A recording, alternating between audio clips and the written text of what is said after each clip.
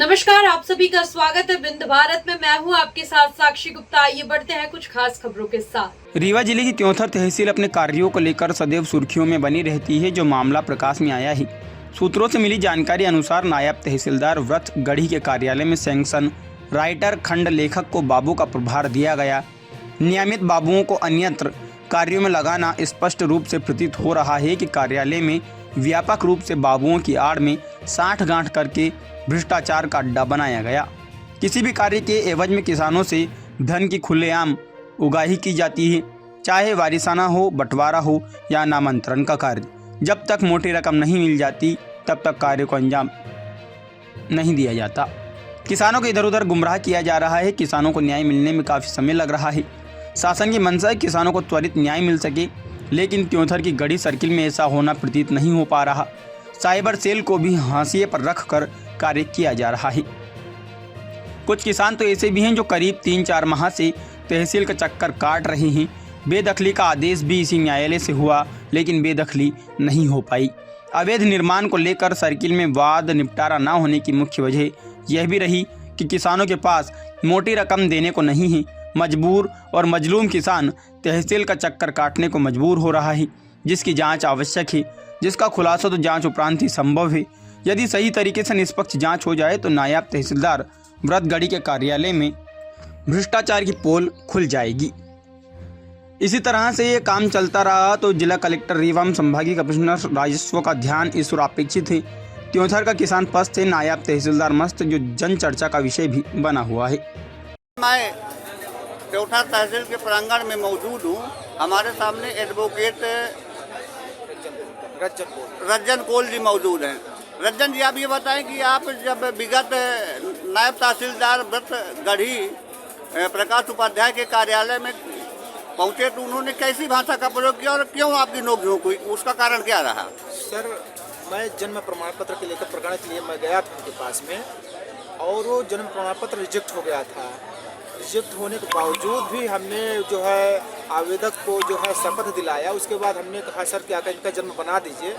उसके बाद उन्होंने जन्म न बनाने के कारण बार बार उन्होंने कहा फ़ोटो कापी कराइए। बार बार हमने कहा सर हम पैसा खुद दे रहे हैं, पीड़ित परिवार पर पैसा नहीं है। फिर सर काम न करके अभद्र भाषा का प्रयोग कर, तू तड़ा कर रे की भाषा का प्रयोग किए, या ऊंची आवाज़ में बोल रहे थे? उन्होंने ऊँची आवाज़ में प्रयोग किया। उसके बाद मैंने कहा कि सर इस तरह से अधिवक्ताओं के साथ क्यों कर रहे हैं, कहीं जो कुछ करना हो तो कर लीजिए। फिर हमको तहसीलदार साहब ने बुलवाया। मैंने तहसीलदार साहब से बात किया कि सर इस समय प्रकाश उपाध्याय जी ने जो है हमारे साथ सौतेला व्यवहार कर रहे हैं। तो उन्होंने कहा कि अगर इस तरह से अधिवक्ता कोई करता तो उनको लाइसेंस रद्द कर दिया जाएगा, इस तरह से व्यवहार नहीं किया जाएगा। तो हमने कहा ये किसने कहा कि आपका लाइसेंस रद्द कर दिया जाएगा? ये जो तहसीलदार इस समय जो आए हैं शुक्ला जी, उन्होंने इस भाषा का प्रयोग किया कि तुम अपना जो यहाँ पे अधिवक्ता नहीं चलेगा, तुम्हारा जो हाँ करना हो कर रही है, लेकिन अगर तुम कोई भी अधिवक्ता इस तरह से काम करेगा तुम्हारा भी मैं लाइसेंस तुरंत लाओ रद्द करूँगा। हमने कहा मान्यवर मेरा लाइसेंस क्यों रद्द करोगे, हमने तो जन्म प्रमाण पत्र की बात की है उनसे, लेकिन उन्होंने जन्म प्रमाण पत्र न बनाने के कारण तू तड़ाक से रे की भाषा प्रयोग कर रहे हैं। एक अधिवक्ता सरोपरि है, ठीक है, हम गलती करें तो हमारी जो है हम मान लेती है, अगर कोई सक्षम अधिकारी गलती करे उसके लिए क्या प्रावधान है। फिर उन्होंने बात को टाल मटोल करते रहे। उसके बाद उन्होंने हमारा लाइसेंस रद्द करने की धमकी दी। दोबारा इस तरह से करोगे तो यहाँ जो है कोर्ट में नहीं आने का, इस तरह से उन्होंने भाषा का प्रयोग किया। कोर्ट में आने के लिए भी मना कर दिया? हाँ, मना किया कि अगर इस तरह से करोगे तुम्हारा लाइसेंस रद्द कर दिया जाएगा, जो कुछ करना करते रहिए। फिर इस संदर्भ में आपने किसी और से कहा? हमने सर इस संदर्भ में माननीय SDM साहब को एक हमने आवेदन दिया, और हम क्योंकि एक तो हम ट्राइबल से आते हैं, क्योंकि मैं अधिवक्ता होने के कारण तहसीलदार साहब ने जो है हमारे लाइसेंस रद्द करने की बात की। हमें इस आहत से बड़ा दुखी, तू तड़ाक से हमें भाषा का प्रयोग किया जा रहा है। इसका मतलब हमें कोई सम्मान नहीं सर। तो मैं एक सम्मानित व्यक्ति होने के कारण और पेशे से मैं अधिवक्ता हूँ, लेकिन हमारे इस तरह से जिस तरह से तहसीलदार साहब ने शब्दों का प्रयोग किया हो, नायब तहसीलदार के तहसीलदार, नायब तहसीलदार भी तहसीलदार साहब ने भी, दोनों आज नायब तहसीलदार से ही लेकर तो बात उलझी है, लेकिन तहसीलदार साहब को इस तरह से भाषा प्रयोग नहीं करना चाहिए कि तुम्हारा मैं लाइसेंस रद्द कर दूंगा, तुम कुछ नहीं कर पाओगे। आई हमने गलती की तो बैठ कर उनको भी बैठा कर हमको बैठा कर अच्छे से गाइडलाइन देना चाहिए, लेकिन गाइडलाइन न देने के बजाय उन्होंने लाइसेंस रद्द न करने की। उच्च अधिकारियों से और अपने संघ से क्या कहना चाहेंगे? हम अपने यहाँ अधिवक्ता संघ से कहना चाहते हैं कि हमारी मदद की जाए, ऐसे जो आला अधिकारी आते हैं उनको बर्खास्त कराया जाए।